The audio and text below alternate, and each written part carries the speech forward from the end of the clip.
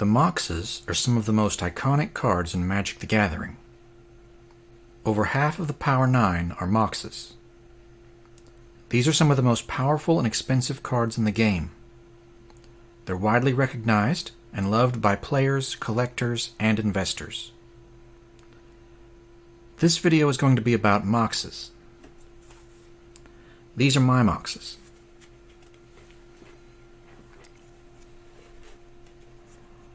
Pearl,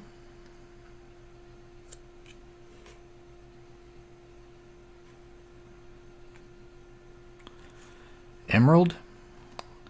This was my first piece of Power 9. I've had that over 20 years.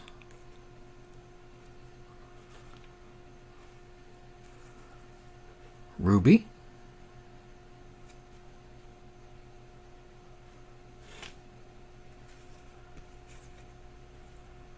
And Jet.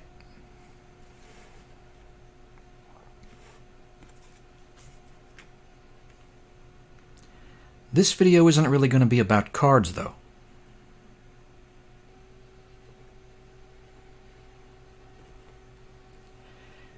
If you watched my mail day video, you probably saw me open these. If not, then you might not have heard of these before.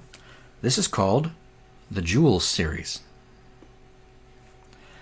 This is something that Wizards of the Coast made back in 2007 and only released in Italy.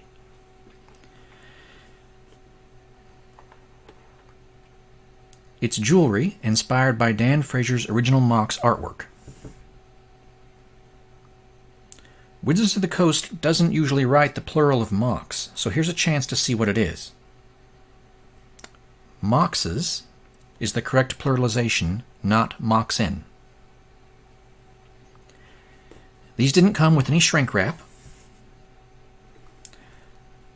A new one won't have the perforations torn right here, and it won't have any bends right here where this little crease mark is.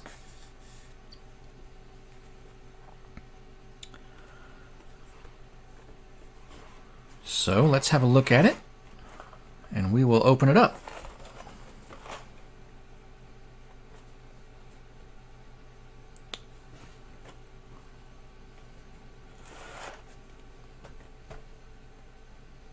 There we go. Get the focus there.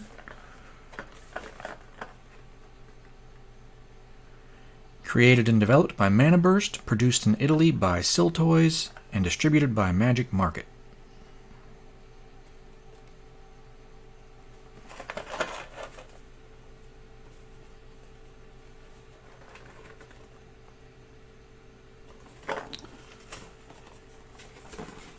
So this one's been opened before.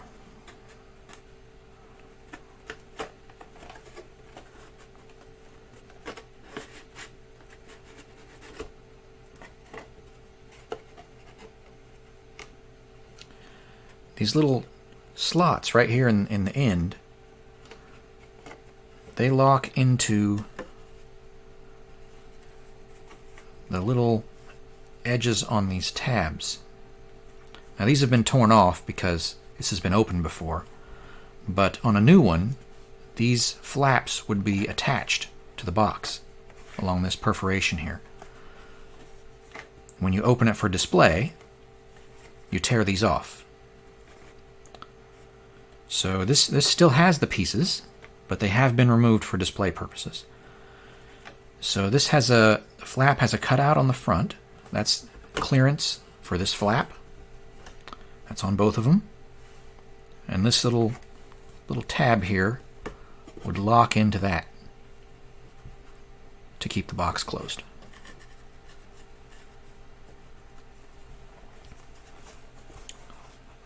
Kind of like this. So I'm going to set these aside. Get back to this box here. Alright, this has been opened before, so we're just going to fold it open here just like it's supposed to be. Here we go. That's what it looks like. There they are.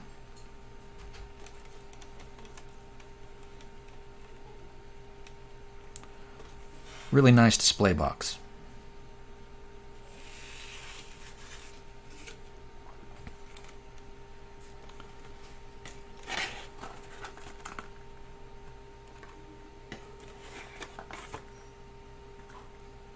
We'll take a closer look at each one of these in a minute. I'll zoom in so we can get better focus. The box here has an angled flap in the bottom to keep all the pieces in order. And that angled piece is why you have to tear the side flaps off instead of tucking them in. Yeah, they're not in Wooburg order. Don't know why, but that's just the way they did it. Alright, now we're going to take a close-up look at each one of these. We'll just do them in the order they're in the box there. So they each come in this clear plastic sleeve. That says the same thing as the back of the box. Created and developed by Mana Burst, produced in Italy by Siltoys. It says Mox Jet, so the box is specific, of course, because it has the picture of the jet.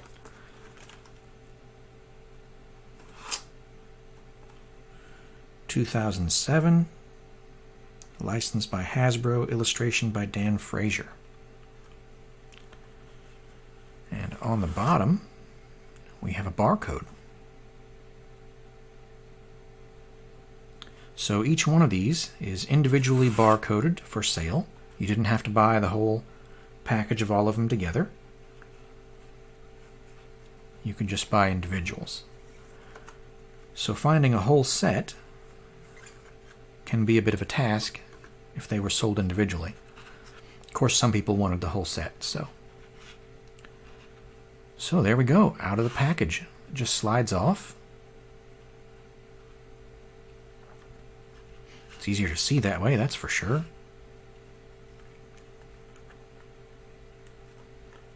Plain on the back. Has a chain.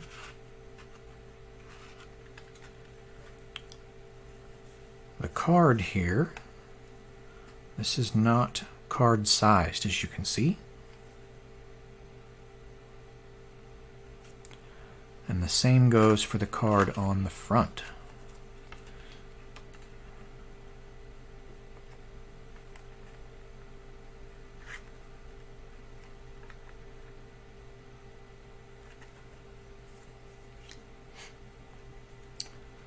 So how does this box work? We just slide this up.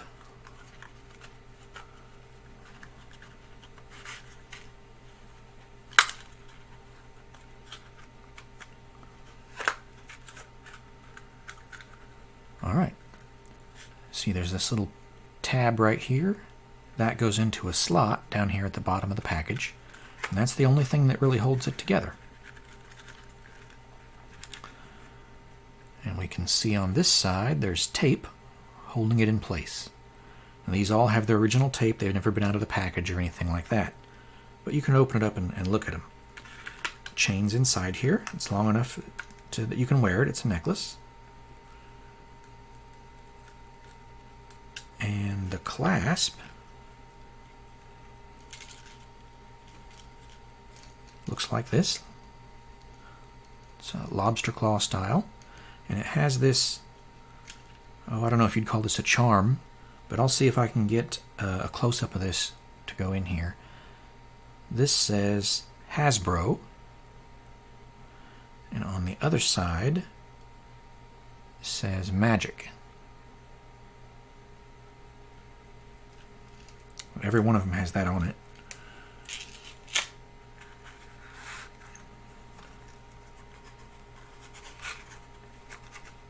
There we go. And it's back together. I'll see if I can get some close-up photos in a minute. Still photos, they'll catch the detail better than this webcam will.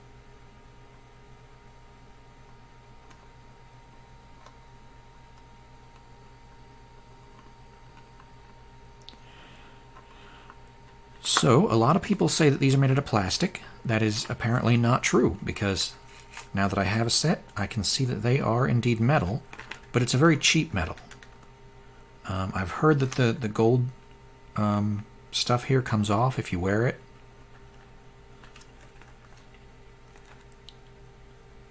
not sure what that gold would be.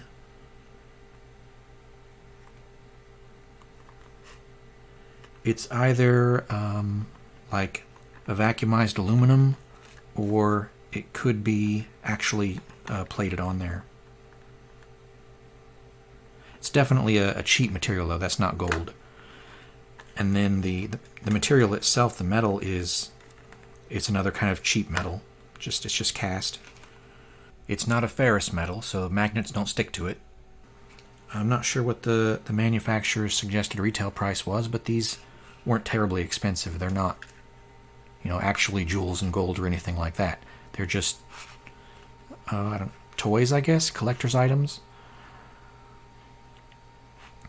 So let's put this one aside, and we'll move on to the next one.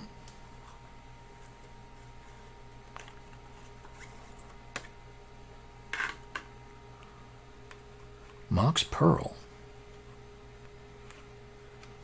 And again, the barcode. And the rest of the box is pretty much the same. It says Pearl at the top.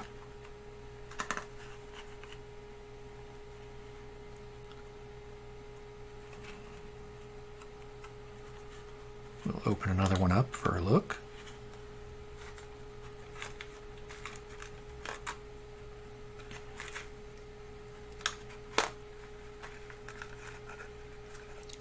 Okay. So the not metal part here, this is some kind of like a resin. An epoxy or a plastic, something like that. Same for the jet over there. And you can see that the chain on this one is not a chain with links. It is still metal, but it's a flexible kind of a metal cord. Same clasp and everything. So the others all have chains like this. Only the jet has the chain with the links in it.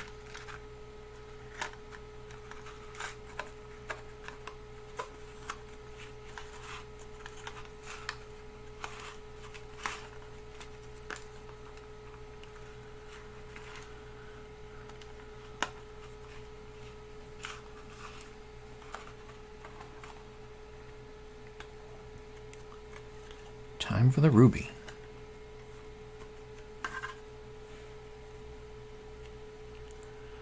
Now that's very clearly a translucent plastic. This is like a rhinestone or something. Nothing too fancy there. Guess I won't open all of them because they're just the same inside. Here's the barcode for this one.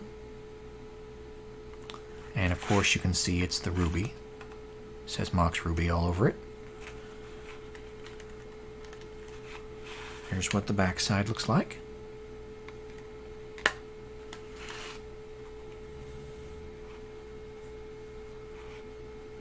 So yeah, it's just a metal pendant here with a plastic rhinestone glued in.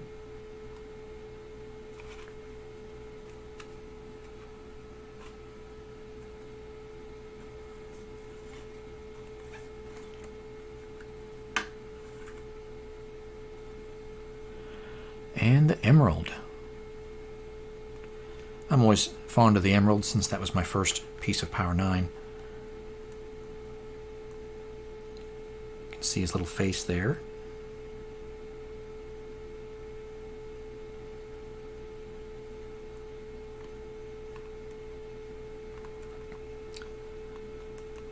Again, I think that's... Boy, I don't even know if that's resin or if that's a metal that's cast in and just painted or something. That might just be all one piece and it's been painted.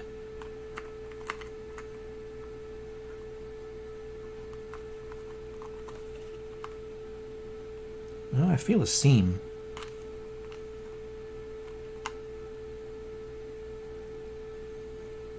I guess it could be cast that way. The back's just flat.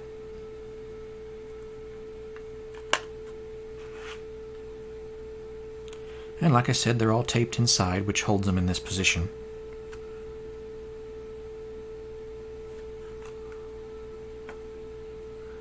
Yeah, that's not like translucent at all. This is totally opaque. It's like painted to be green.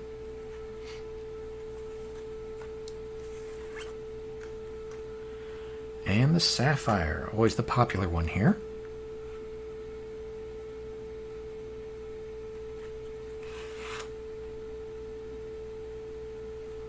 I can't remember if I showed the barcode for that one or not. That's the emerald barcode there. Don't want to leave anything out. Here's the Sapphire barcode. Mox Sapphire. And this one is different on the back. Or rather, it's the same on the back, unlike the others.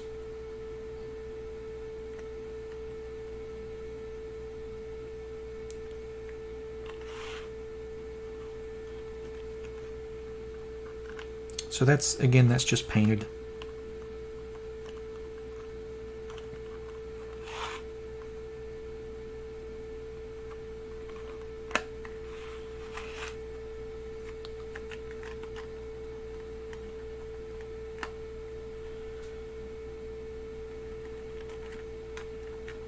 As far as weight, well, they're maybe as heavy as a coin or two.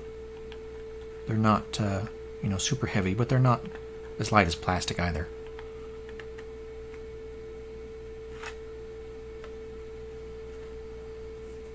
And that's what they look like. Here's some close-up pictures of the Jules series.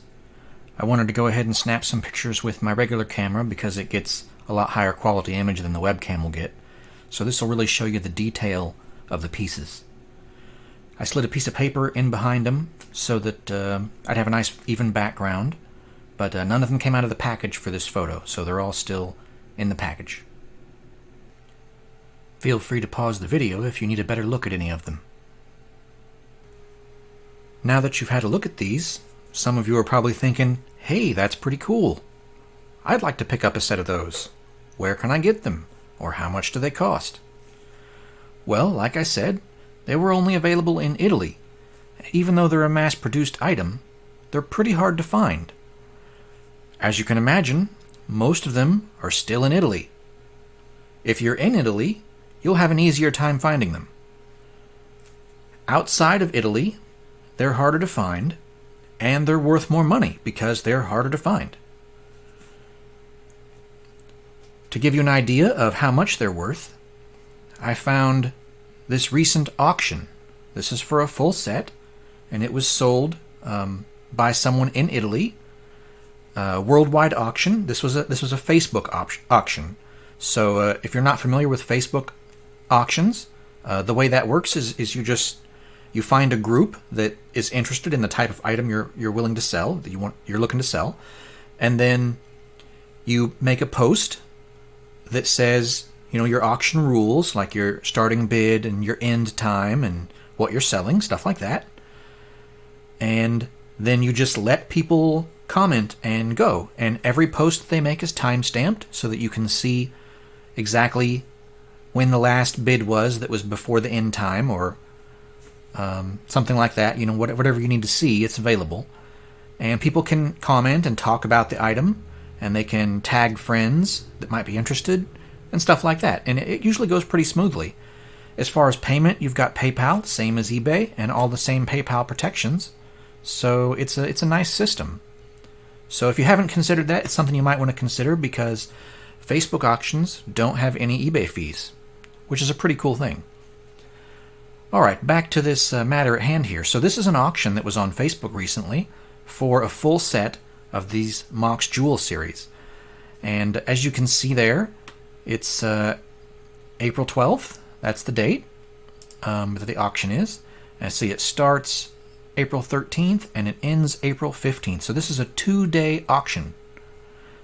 You can do that when you're posting your item in a group where people are pretty interested in it. You've got the right attention of the right people. It's the right subject matter. Whereas on eBay, maybe you have the whole world out there and most of them aren't really looking for the item you're selling. So it's just a matter of targeting the right audience here. So when you have the right target audience, you can go with a shorter auction time. Okay, so yeah, this is an end time and things like that. So I'm just going to scroll down through here. Starting price is $950. Yep, that's right. That's the starting price. Shipping from Italy, FedEx. There's some pictures. You got some basic questions about what they're made out of, stuff like that. People wanting to pay attention, follow along, tagging friends. Made out of metal, but they're cheap. We've got all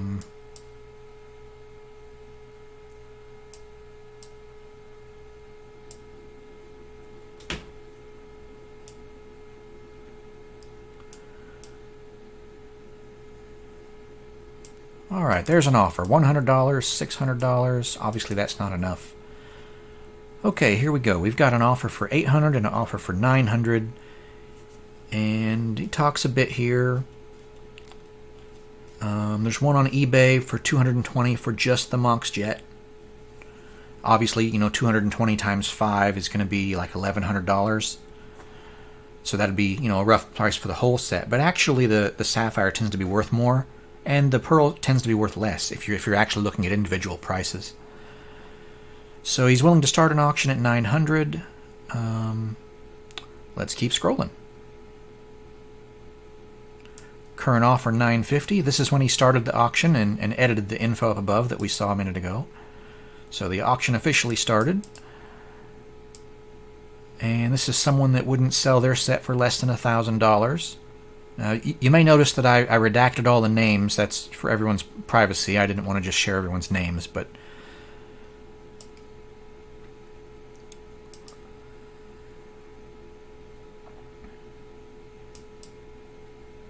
of course, if there's anything you want to read, you can always pause the screen there. Alright, so now we're getting into now that the auction started, we're getting into the bidding here. Let me go. There we go. 1,050, 1,100, 1,200. A little salt there. And we go on up to... There we go, $1,300. That's the winning bid. So there we go, a set sold for $1,300, and this was back in April of this year, so a couple months ago. And I also have another auction here. That went so well that the guy went and found another set. He was in Italy, so he could do that, and he sold a second set. So a month later, this is May 16th, 2019, we have another set being sold. And looks like the starting bid is $1,200.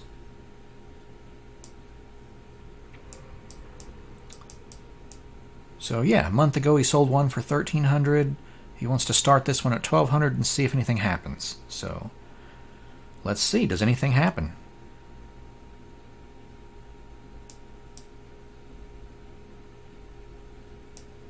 There we go, someone bid $1,200. Alright, that works, so we're starting the auction. Someone bid $1,210. $1,250. $1,300.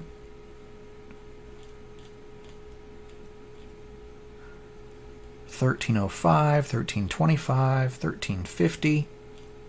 $1,365. Keeps going up until we hit $1,405. So this set sold for $1,405. So hopefully that gives you an idea on the value. So if you're, wanting to shop around for a set, save up some cash. The Jules Series is a pretty cool item. But what if you wanted some that weren't made like costume jewelry? Can you imagine Moxes made with real stones and real gold? They do exist, but they're much more rare than the mass-produced ones we were just talking about here. They're handcrafted, and I happen to have some here to show you.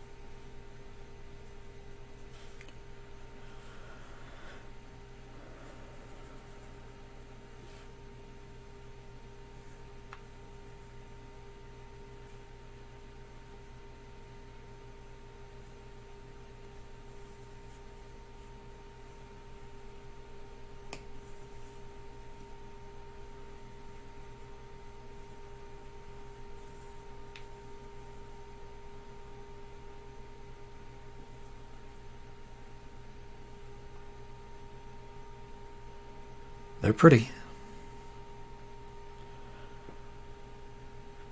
In the black boxes, the light doesn't really shine through to see the stone's color, but these are translucent stones. They're not colored, solid objects like these. So if they look darker, that's why. I'll show you a better look at the color in a minute. But this gets better.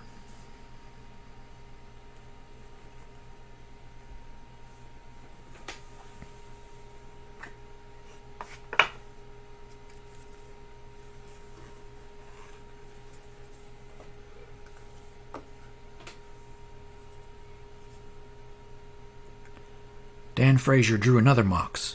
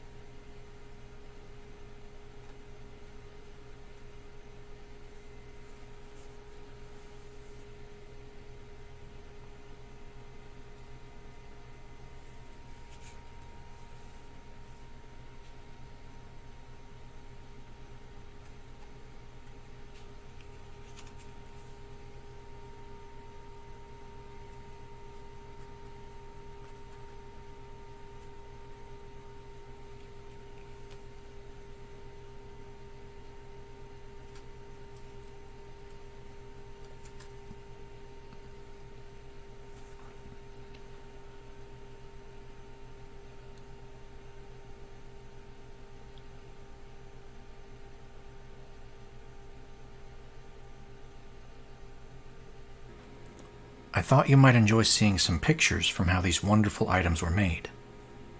One of the first things you have to do is to create the object itself. That takes a lot of artistic talent to create a 3D master rendering of a two-dimensional painting.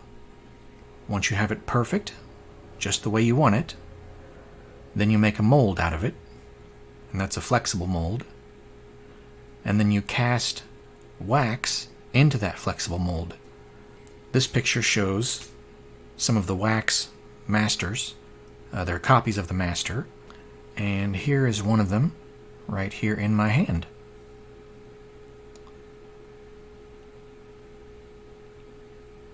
So this is just made out of wax. And you can see there's a little nub here. There's another one at the top. That's for pouring it in and out of the mold.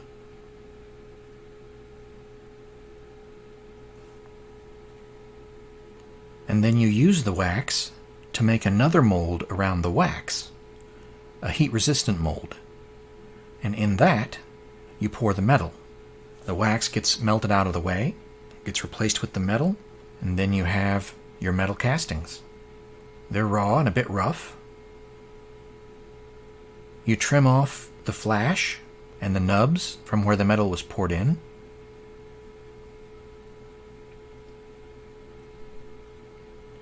And start cleaning them up.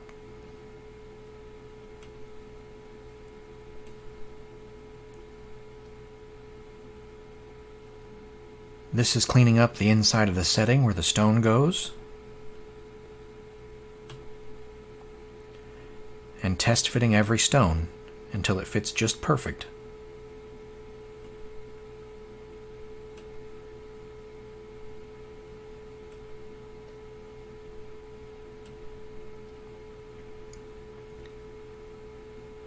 Here's an example of some differences throughout the process. We've got a raw one on the left, one that's been partially polished in the middle, and a finished one on the right. Here's the polishing process. It's a lot of work to polish them. And this is permanently setting a stone.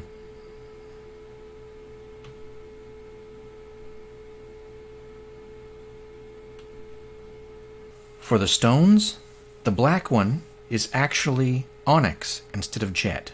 The reason for that is because onyx looks more like the artwork on the card, whereas jet has a little bit different of a finish. Even though it would have been pretty cool to have it actually be jet, it's not really cool if it doesn't look like the card.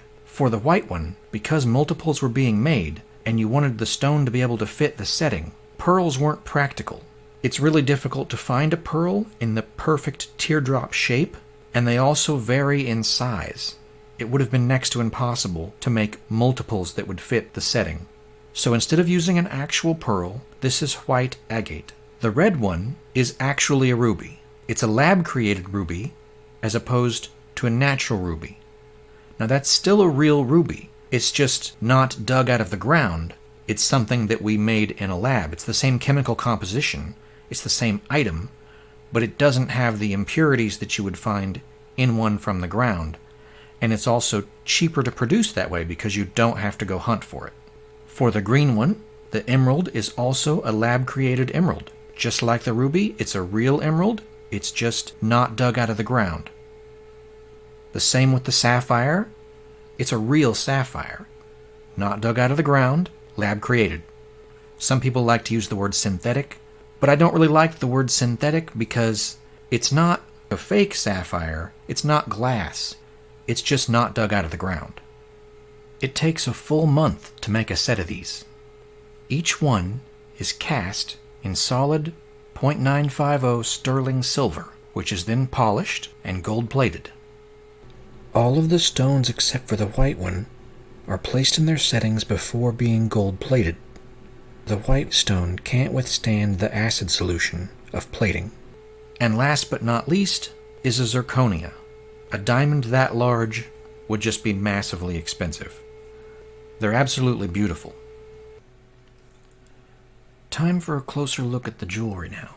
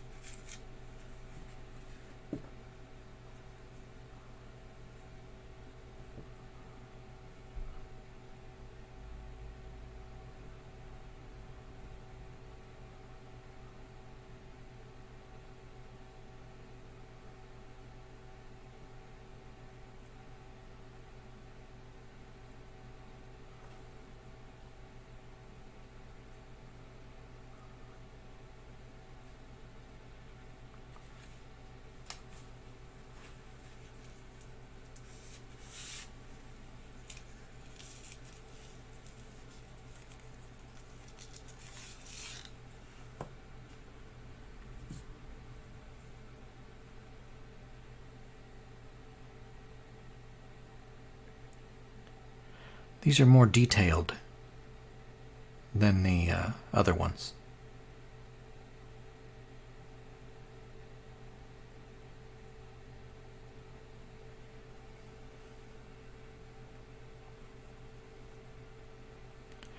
Here's what the clasp looks like.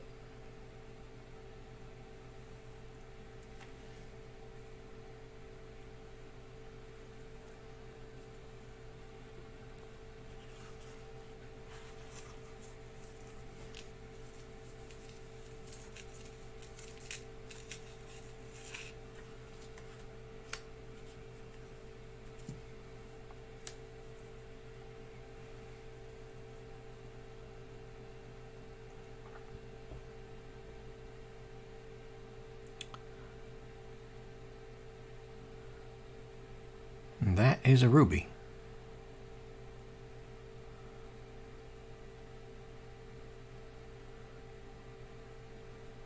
Helps if the light shines through it. It's a little hard to catch on the camera. Let me try using another light here. I got this little flashlight.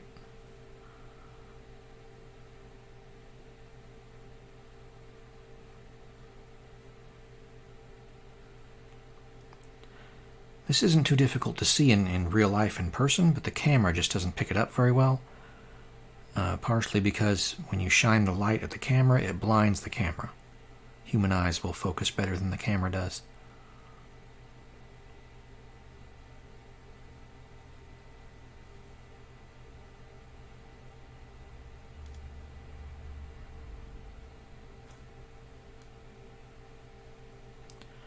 It's very red.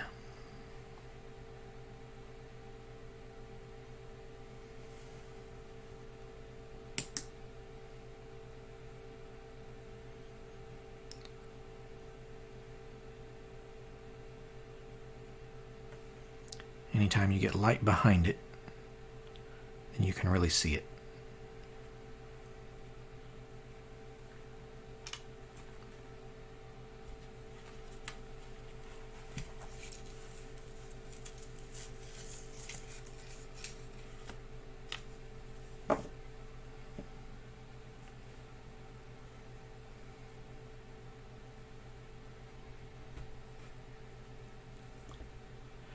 I always kind of thought this would make a neat set of cufflinks. I don't have much reason to ever wear cufflinks, but if I did,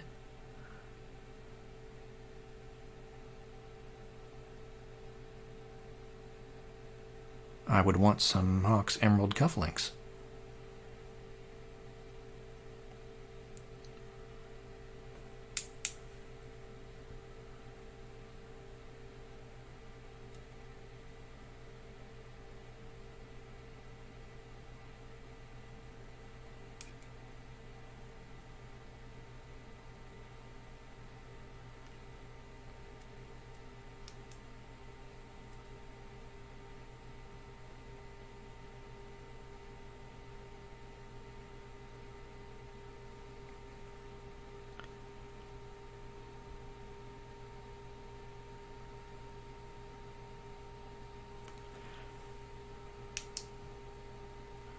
I'll put in some still pictures of these so that you can get a better look at them.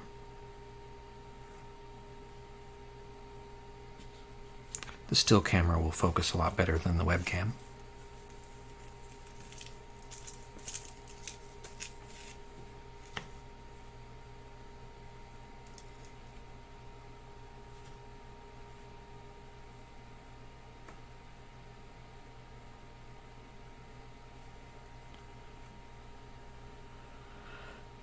You can see the blue through this one.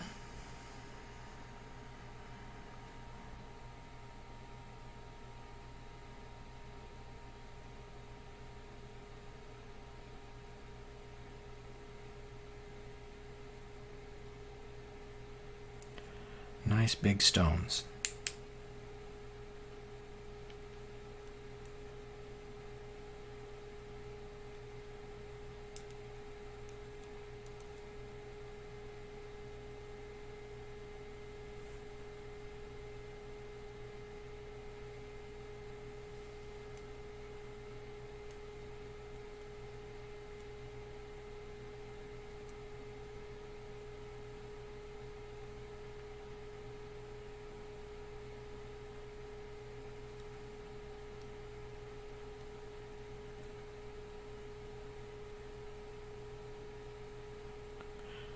When I first got these, I just couldn't stop looking at them. I had to keep opening up the boxes and looking some more.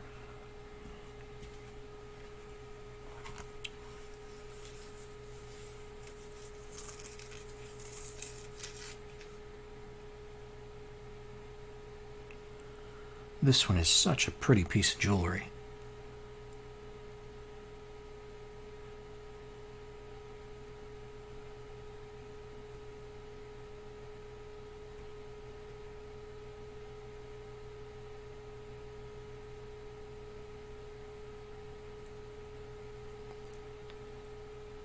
My favorites are this one and the Mox Emerald. A lot of people really like the Sapphire.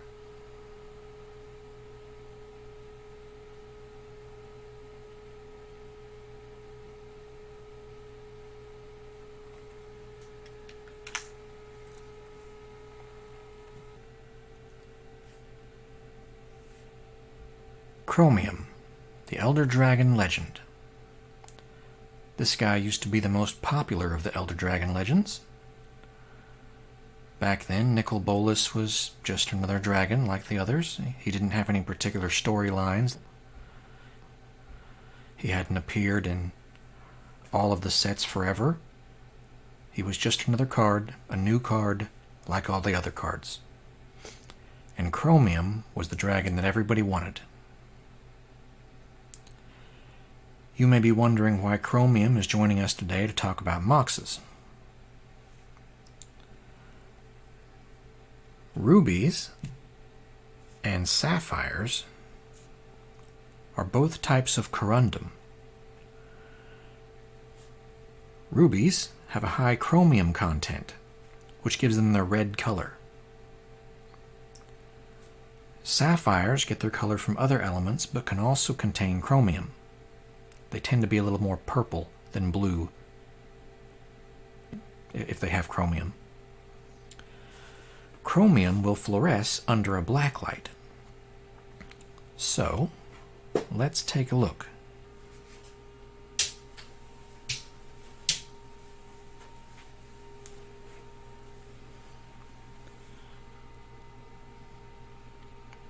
This is a black light. You can see it makes the white glow.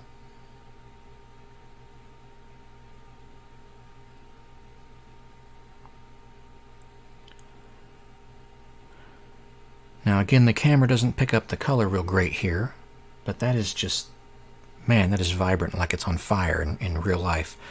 I'll see if I can take a still photo of these, show you guys what they look like. Now the ruby has the most chromium, so it's just, wow, like a neon light.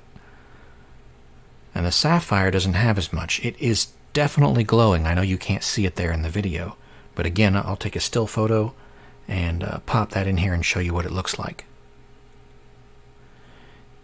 If you get the chance to check this out in person, it's pretty cool looking.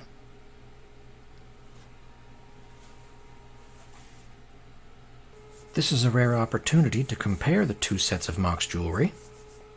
As far as I know, this is the first time that someone has had both sets together.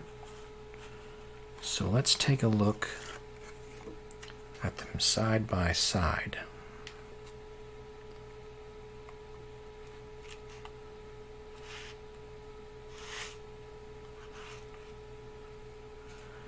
And again, I'll include some still photos.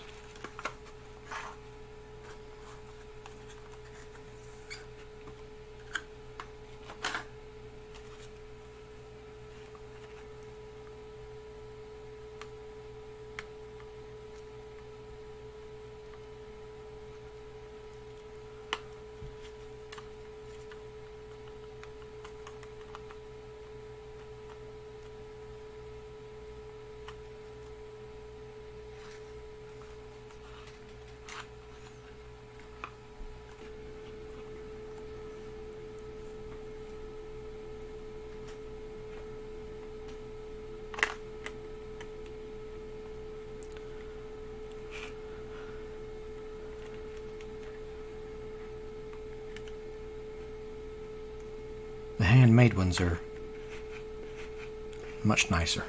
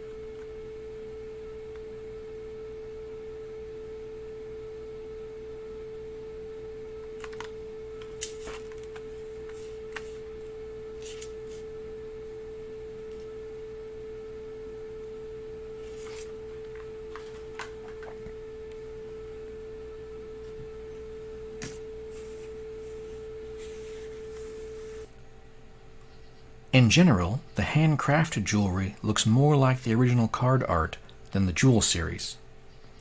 The exceptions to that would be the proportions of the white stone, the proportions of the green stone. It's a little more rectangular, whereas on the card art it's a little more square. Maybe how the chain attaches to the setting on the green one. It's not on his ears, and the chains themselves. On the original card art, only the Mox Jet has the chain with links, and the other ones show a finer chain that doesn't really show the links in detail. I kind of like the links myself. I think it's a more durable chain.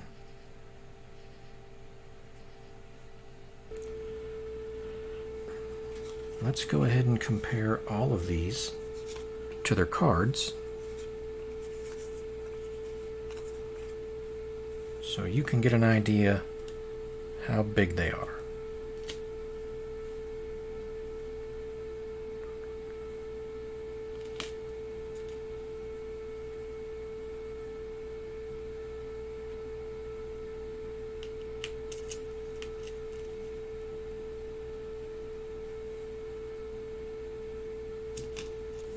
Some of you are probably wondering where this handmade jewelry came from. As you probably guessed, I know who made them. Here's the whole story. They were created in 2015 by someone who wanted a set for themselves. They made a full set of all 6 pieces, but this first set used blue glass instead of sapphire. It's easily recognizable as being a lighter color of blue. Here's a side-by-side comparison picture with glass on the left and sapphire on the right. The glass is more translucent and looks blue all the time, but the sapphire is darker and really needs the right light to see the blue. Now you know how to tell the difference, or you could try checking with a black light as I showed you earlier in the video. They had another blue glass stone and a custom-cut sapphire, and were turning both of them into jewelry. That sapphire replaced the blue glass one in their personal set, and left them with 2 extra blue glass jewelry pieces. I loved the jewelry, and asked to have a full set of 6 made for myself, a set of the original 5 without the diamond for a friend in Canada, and an individual blue one for another person. All of these were done with sapphires. All of these sets also had black antiquing applied to the ears, eyes, and nose of the emerald setting to make these features more visible. Here's a side-by-side comparison picture with the black antiquing shown on the left. The subsequent sets look like the one on the right without the antiquing. The 2 extra blue glass jewelry pieces each had additional jewelry pieces made to create 2 full sets of 6 pieces. I wasn't involved in those 2 sets at all. One of them went to California, and the other one was eventually given to Dan Frazier as a gift in 2017. It's awesome that the artist who originally drew the Moxes has a set of these. When I'd had mine for about a year, people who had seen them really liked them, so I asked if more could be made. 3 more full sets of 6 pieces were made, all with sapphires, plus an extra jet, an extra ruby, 2 extra emeralds, and an extra diamond. It took 3 or 4 months to make these, and I didn't expect any more to be made after that. The extra jet went to a friend in Connecticut. I sold one of the emeralds on eBay, and it went to someone in Oregon or Washington State, somewhere in the Northwest. 1 full set went to someone in New Jersey. I took the next set to Alpha Investments for filming YouTube videos with Rudy, Daniel Chang from Vintage Magic, Edwin the Magic Engineer, and Open Boosters. Some of you have probably seen that video. I'll put a link to it in the video description below if anyone wants to watch it. Several people asked what happened to the jewelry after those videos. Daniel bought it and then gave it to Open Boosters as a surprise gift after dinner. Daniel also purchased the last full set of jewelry from me a couple days later as a gift for Edwin the Magic Engineer. I delivered them to Edwin at Disney World, and we filmed it so that Daniel could watch. I'll include a link to that in the video description below also. Daniel Chang is a generous person. I still have the extra individual ruby, emerald, and diamond. A local friend really wanted a full set and asked if I could get another set made. I didn't have much luck with that. It didn't look like it was going to happen. Then Edwin's sapphire was lost on the way to breakfast for GP Orlando. After that, the person who made them agreed to make a replacement for Edwin and some additional pieces while they were at it. 3 more full sets of 6 pieces were made for me, plus an extra pearl, an extra emerald, 2 sapphires, and a unique custom piece. Just like before, all of the sapphires made for me were sapphires.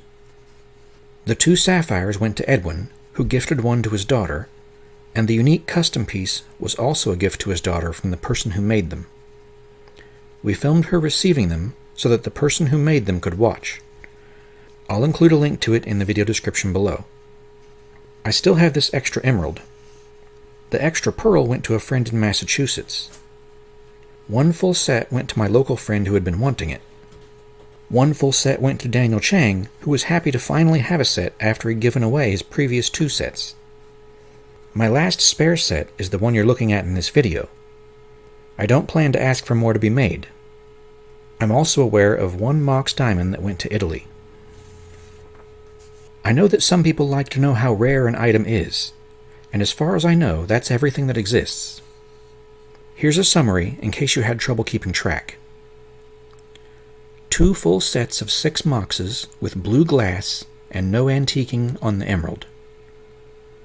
2 full sets of 6 Moxes with sapphires and black antiquing on the emerald.